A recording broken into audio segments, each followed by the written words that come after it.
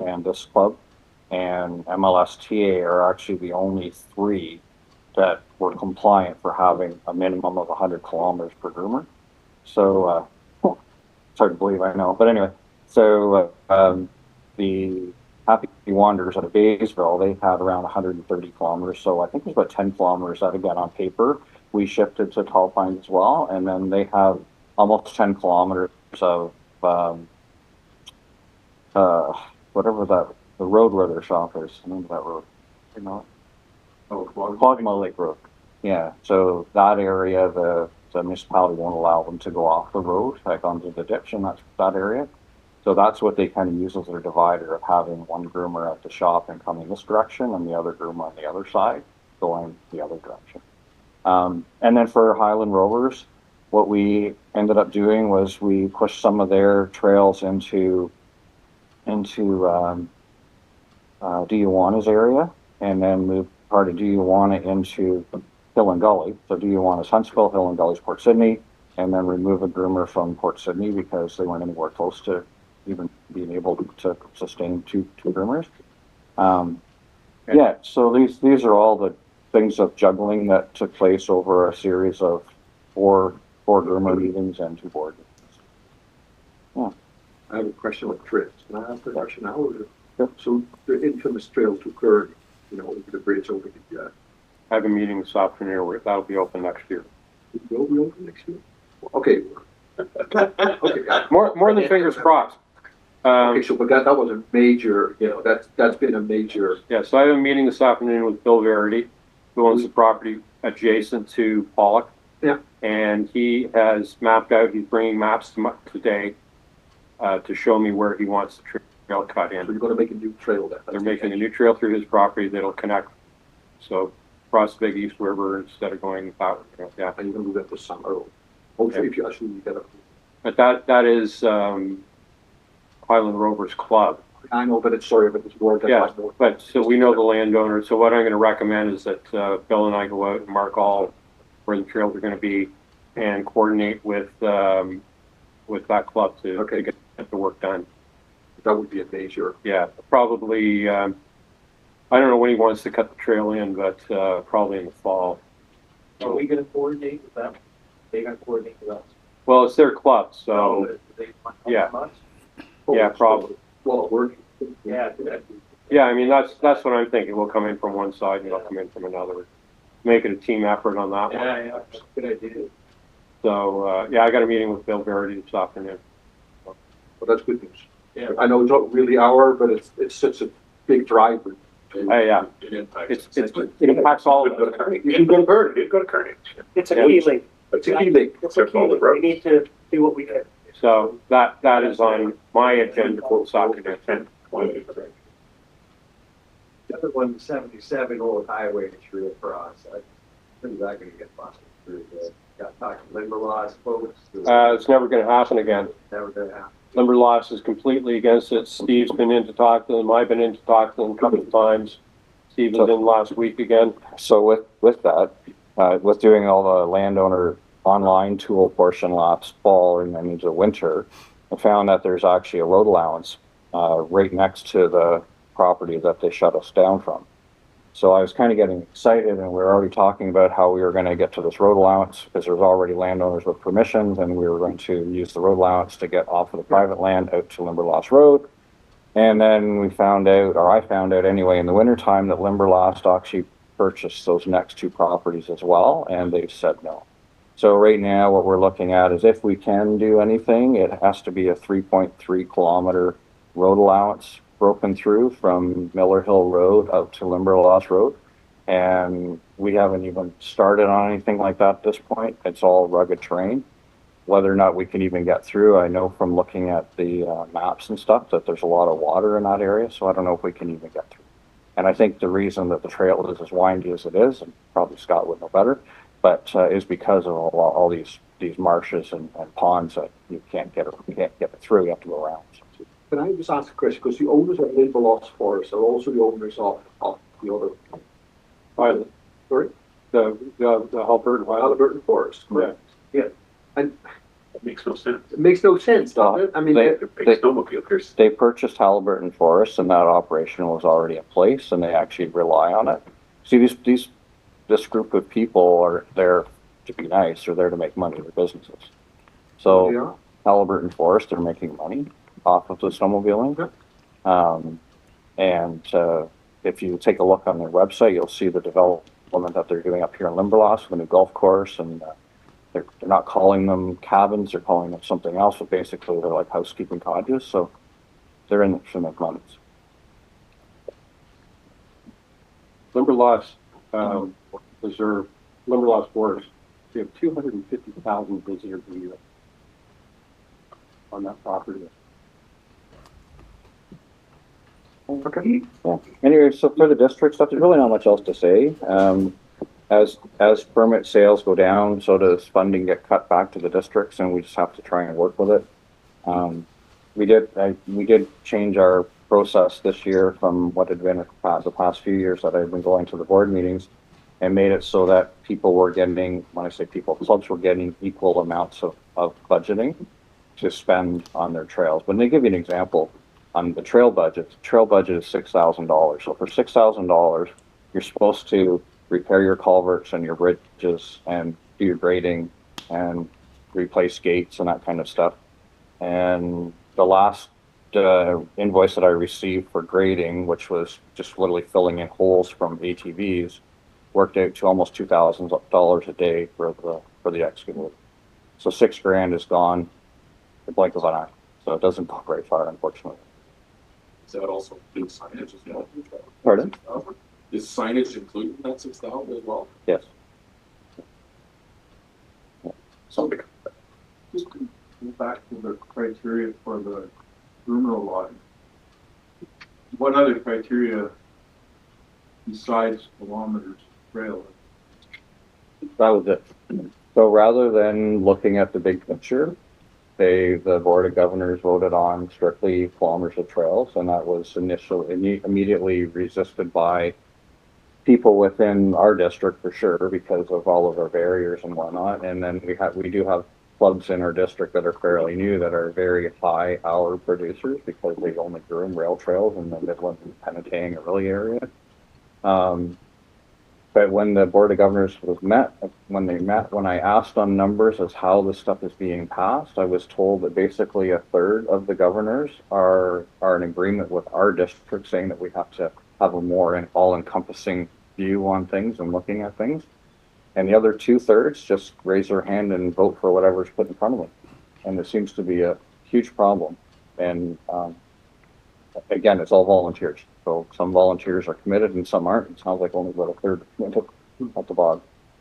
But so they're not looking at length of season. They're not looking at where snow coverage is. No. They're not looking at where hours are being run. No. Yeah, so our terrain How can they? No, it doesn't make sense. And that's the thing. Comparison. Yeah. so when you get south of us, it's, a lot of farm fields and easy grooming. Oh, but Yeah. I And mean, all easy you on have to do is maintenance take and a easy look on at everything. This winter was the first time in 15 years Southern Ontario Open. that District 5 had something open for more than a day at a time.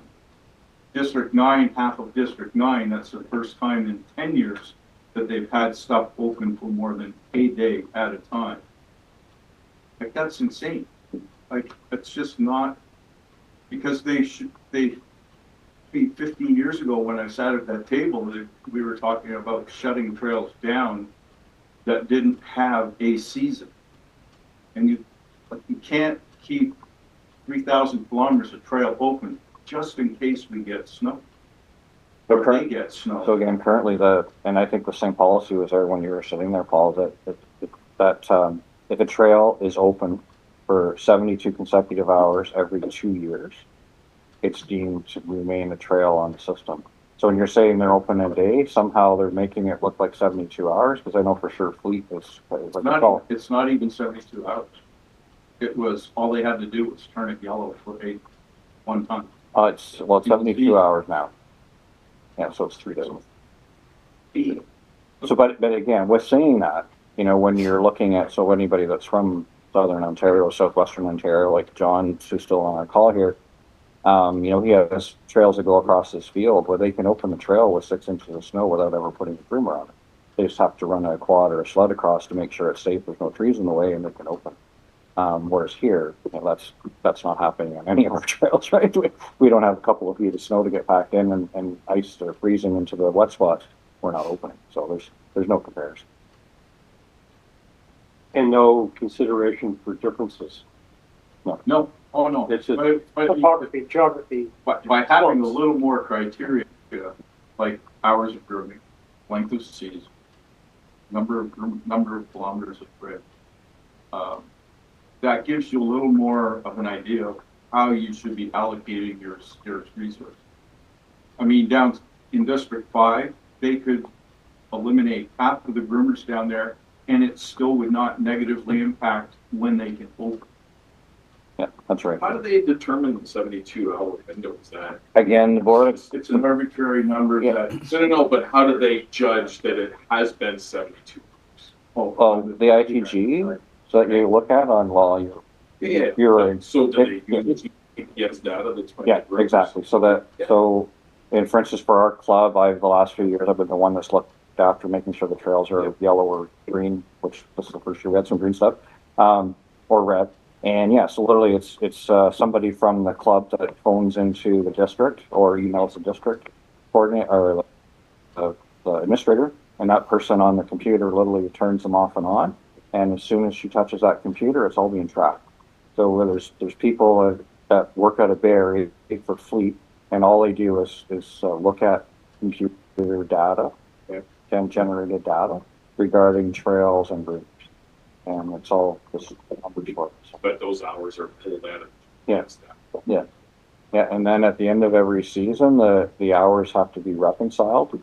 So, for instance, this year, at the end of our season for this district, we were showing a shortage of over 1,000 hours. But after physically going through, between Kathy and I manually going through and checking everything, what we found was that there was stuff that was coming through from the GPS data that was inaccurate.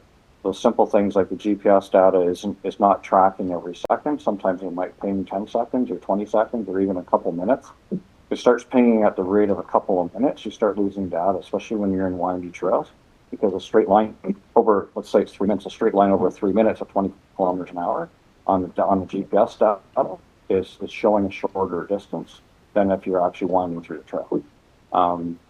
And the same with the over 20, same thing was happening.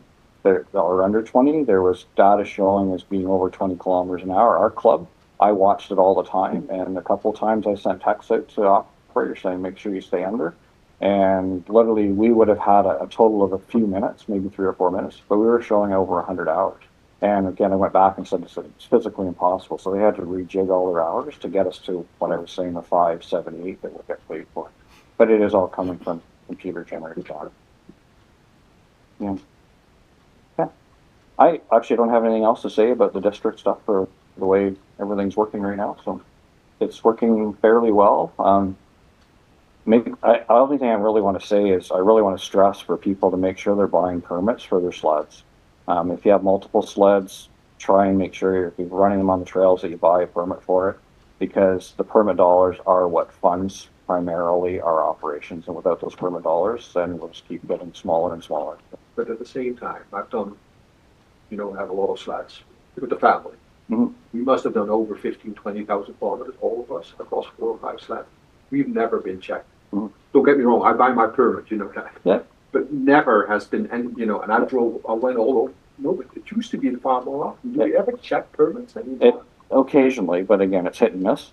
This season, while I was out grooming or riding, I didn't see any enforcement on our Algonquin trails. Other seasons, I have seen enforcement during the week. I've reached out to Huntsville Detachment a couple times asking for more enforcement, and I get the same story that I used to hear years ago, that there's just not enough manpower to dedicate to things like snowmobiling. So sometimes preventative, you know what I mean? But what we're being told is that the people power that the OPP have is enough to respond to calls, but there's not much extra for doing proactive type of things. A friend of mine up in Kearney was saying on social media last beginning of last winter, there was a lot of chatter about the fact that the OPP had clawed back their budget like everybody else, and that some of the, you know, auxiliary services like snowmobile trail monitoring was going to be reduced. And the chatter up on Kearney on social media was, don't buy a permit this year. They won't be able to enforce. Anything, right? Take chances. Yeah, I mean, But unfortunately, with that, like I said, we're hurting ourselves because we well, rely on those permit dollars in order to actually keep our trails and groomers. yeah. So our club, I don't know of incidences where I saw people that personally, but at the district meetings, there were a couple of clubs that were complaining bitterly about riders on their trails without passes. And, you know, I mean, In return to the trail. Brad and I were out with a couple of other friends, one day, and we stopped at the shelter. 6 brand new snowmobiles pulled in, 4 without permits. And I, of course, I don't put up with that, so I went and had a chat with the leader of the group, and his comment was, "Oh, my wife has it on her phone," and then it was, "We only ride in Quebec." I said, "Well, he's not in Quebec right now. Why don't do you have a sticker for your Quebec ride? Yeah. Because I mean, you have to. If we go to Quebec, we have to buy a sticker to ride there, don't we? Yeah. Yeah. So They enforce it. Oh yeah. But we left there, went to the boiler room, and when we got to the boiler room, there were 6 more sleds that did not have permits. permits. Within half an hour, there were 10 permits, 10 sleds without permits, and there's nothing that we can do about it. And I don't, it's a growing problem. I understand that you were lucky to hit 80,000 because early bird season permits this year were only 56.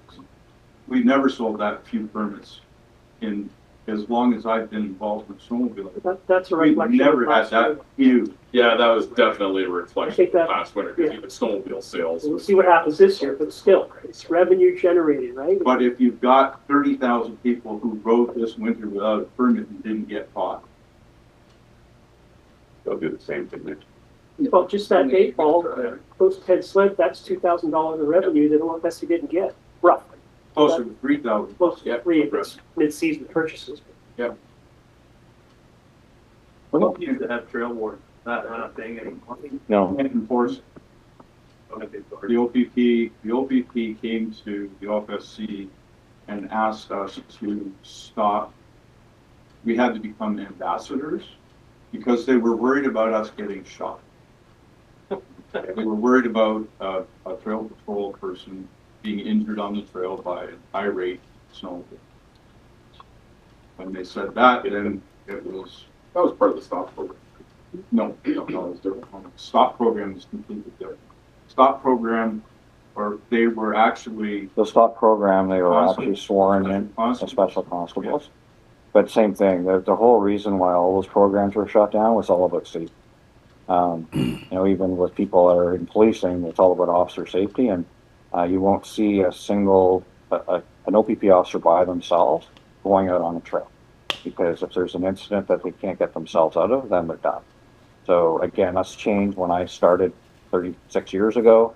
I used to go do snowmobile enforcement on the trail by myself. I used to go across the Seguin Trail. I'd pick up in pairs at the Sprucedale Hotel, strap them on the back of my sled, take them back to Burks Falls. But those times have changed, and you'll never see that again. So, anyway. They only have 2 sleds that are in Bracebridge that get passed around with users that do a lot of it. On both groups, they all got to share the same. It's kind of funny, Pete, because I was out one day, and were you with me, Paul? There was a training run, and there were Yep. probably 12 or 14 OPP Oh, officers on, Yeah. each one had their own sled, and it was at the shelter. They were, and we ran into the Montal Ice Trail, and there had to be at least 24 sleds. yeah, something like that. It's crazy. At least. Oh, Yeah, so I was gonna say 40, because I ran into them. Yeah. 12 times too. Yeah. In Yeah, 'cause they were, January, yeah. before the trails. Yeah, there was like 40 sleds. Now, some of those guys were from Ottawa, some were from here. Yeah, 100%. Yeah, But they're they from had- all over. Yeah, it's 100%. There was at least 40 sleds there. I mean, if we only have 2 sleds for all of this district area, I mean, That's- you know, there'd have to That's a be. lot of land to cover. Well, That's hard. or pick Michael, I did run strategic it spots, trail. you know, at intersections, It was open. you know, go to major intersections and do like. Yeah, ran into two of them on the way to the shelter, but the Yeah, trail a few was years, even a open. few years ago, where we just had the boiler room at 35. On Saturdays and Sundays, the OPP used to sit there with a cruiser. Two of the officers would sit there and stop everybody. They stopped me 3 weeks in a row while I was going out to work on trails. I had saws and a vest and everything on, and they stopped me every week. Yeah, Like, same guy as it was last week.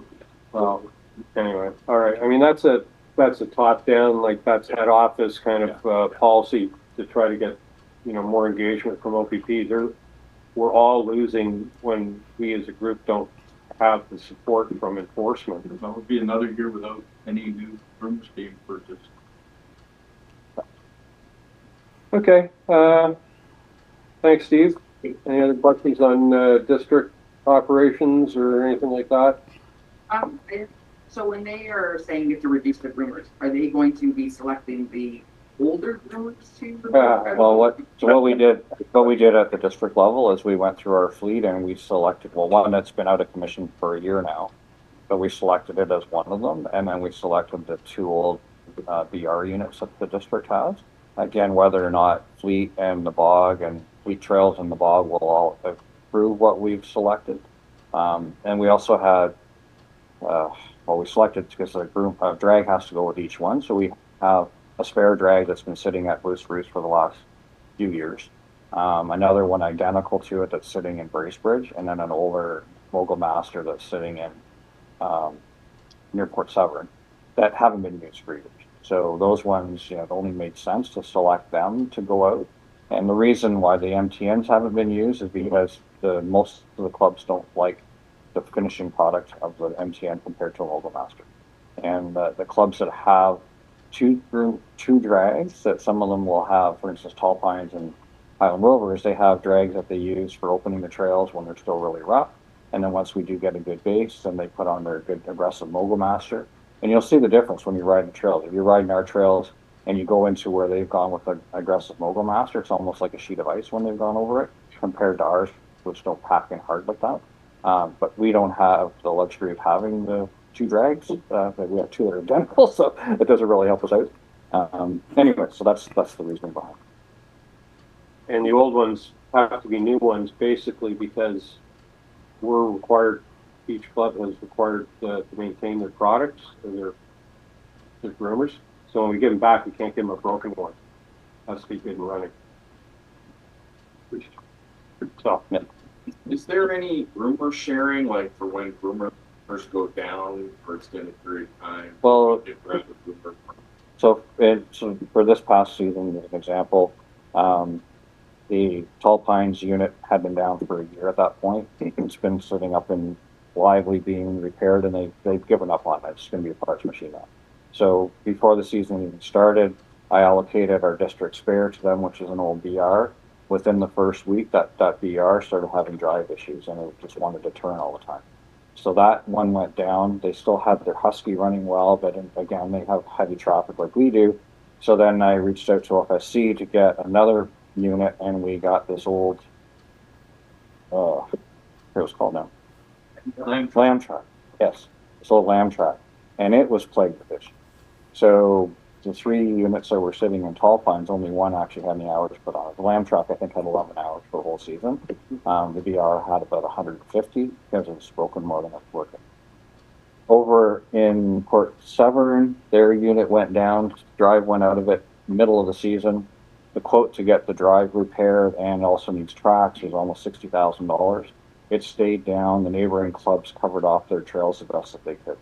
And then, you know, we hear about all these units that are sitting down in other parts of Ontario that aren't being used. And the way the fleet is set up from the OFSC is that each district is allocated a certain fleet, and the district president signed the lease agreement for that fleet. So now it becomes up to that district whether or not they're going to share the fleet with another district. So, and again, when we had our issue a few years ago with our piston bully, I'd reached out to District 8 because I knew that they weren't using their stuff at the time, and they said no.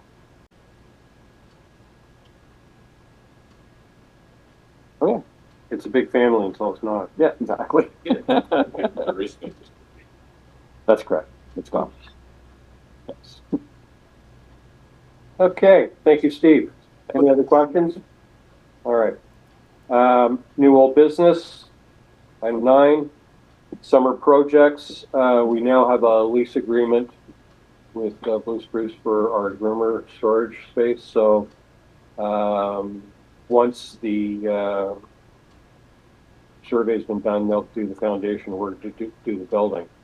So hopefully that's sooner than later. Steve's been working with the owner at Blue Spruce to move that along. He seems to be busy with a bunch of things, so it's not his top priority, it's our top priority. So help me out, because I missed the piece. We have been using Blue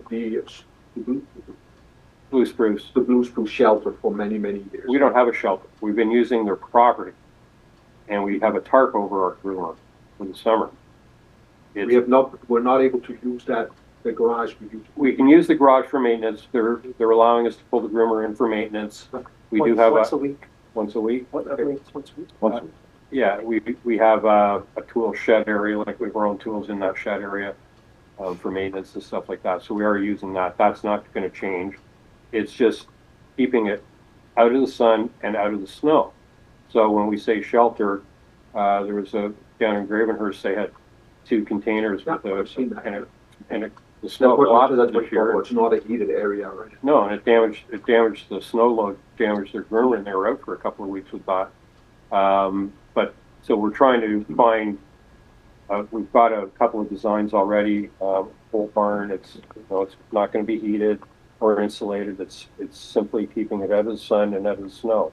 So when Pete shows up to do his hours, he doesn't take 20, 30 minutes, just uncover it and get it going. And all the rubberized products, all the hoses, all that kind of stuff, they get deteriorated in the sun. Yeah, so in the summertime when it's parked, it's got to be completely covered up because the sun will just eat all those tubes and all the hoses, dries them out.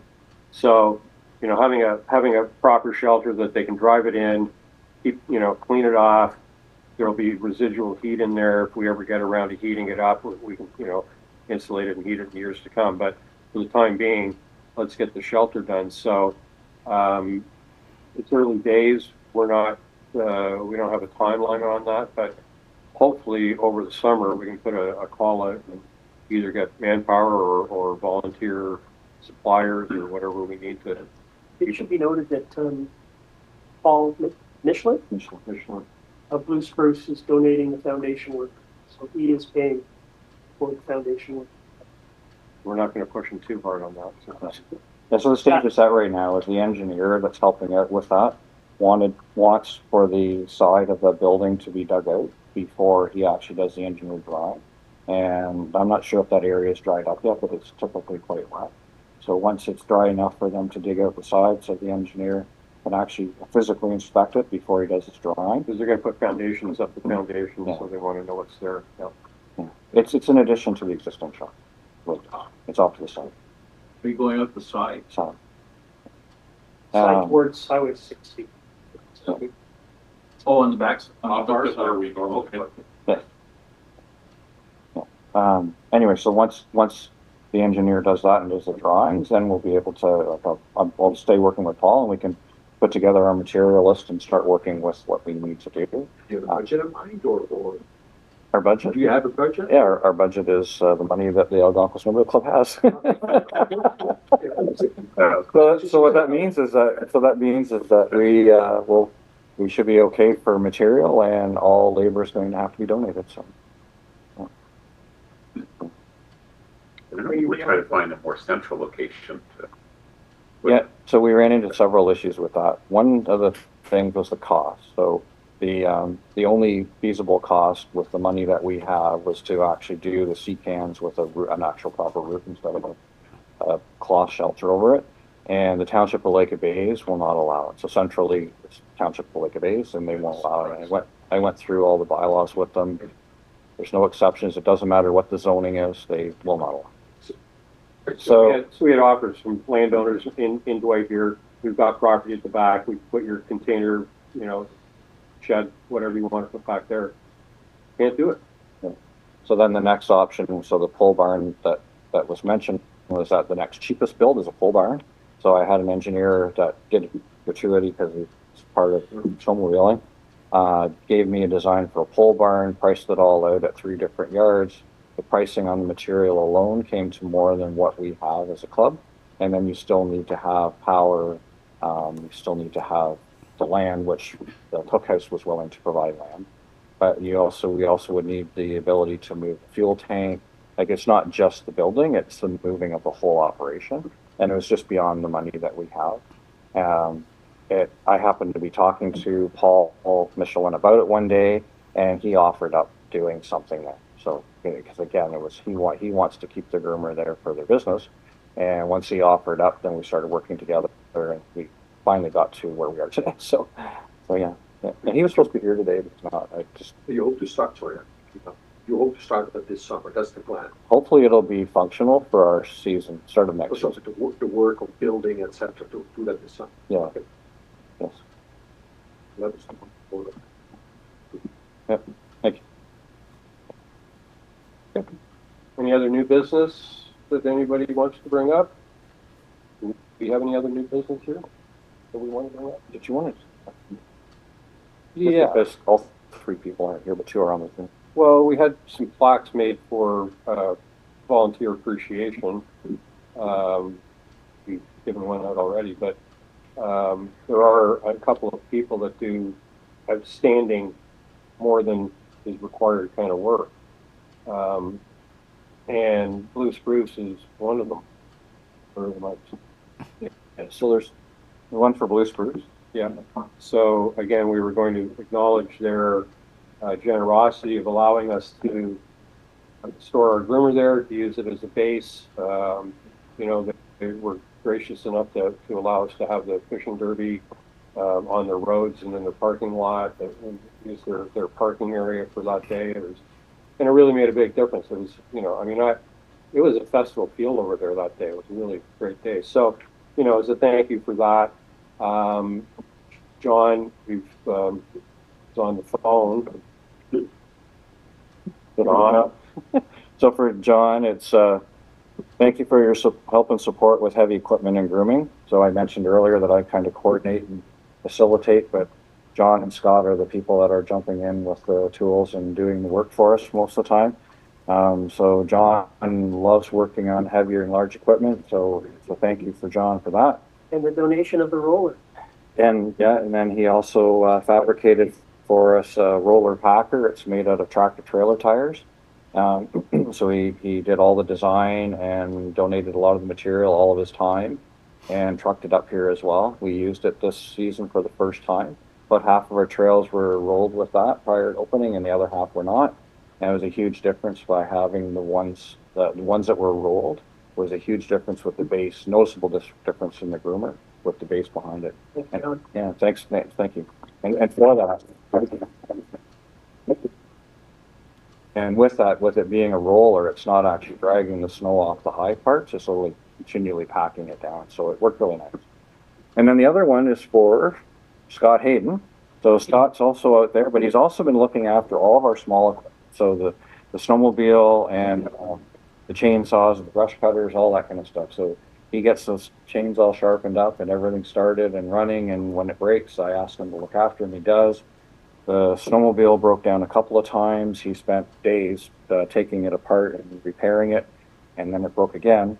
And shuttling service technicians out to exactly, and the track and whatnot. So anyway, so the thank yous are for these people that are just going over and above and helping us out. So.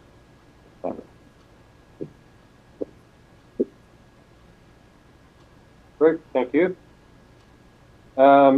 I guess our last major item on the agenda then is elections. Under our bylaws, we have a 2-year term, and half the board turns over every year. So this year, it's the president and treasurer. Next year, secretary. Next year, it will be vice president and treasurer. So that way you get some continuity in the board. It's not a complete turnover every year. Again, under ANCA, that's in our bylaws, so we think that's a good way to maintain continuity and making sure that the information that someone like Steve has gets passed on to someone who's better than me, someone that actually remember it.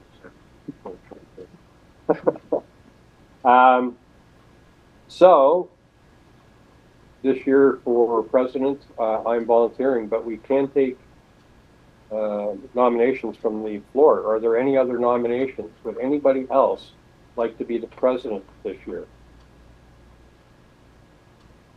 Again, one hand.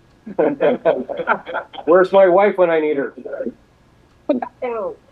Okay, well, and the other one is secretary, which is taking the notes of the meetings and making sure that we follow procedures and things like that. Does anybody want to volunteer to be secretary? Any other nominations from the floor? Going. Steve? I'm willing to stay. You're willing to stay? So we have a vote on Steve being the treasurer for the next year. Secretary. Suppose we need a vote for the Gary as president? No, actually, Anybody opposed? Perfect. All right. Well, that's about it. Thank you all very much for coming out today and all the work that you've done. We'll certainly be in touch with you for work crews as it comes along. Rob? So I just want to say, because I was sitting on the other side, and I just want to thank you specifically, Jerry, because it's not an easy job. I know you've been around Steve for many, many years doing this, but Mike, and fantastic job you've done, especially with the fishing derby, but also the poker run, etc. Because last year I thought it was, of course we had a great season, winter-wise, but even then, it's a fantastic job this year, really revived our snow spirit. But I think that's something that happened. Just one thing. Thank you. Appreciate it. All right. Well, let's call this meeting to an end at 11:15. Thank you very much for coming.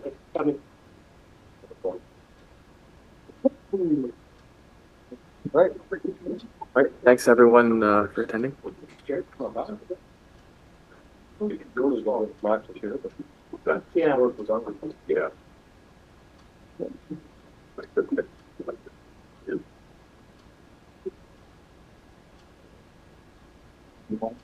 or you roll spot. So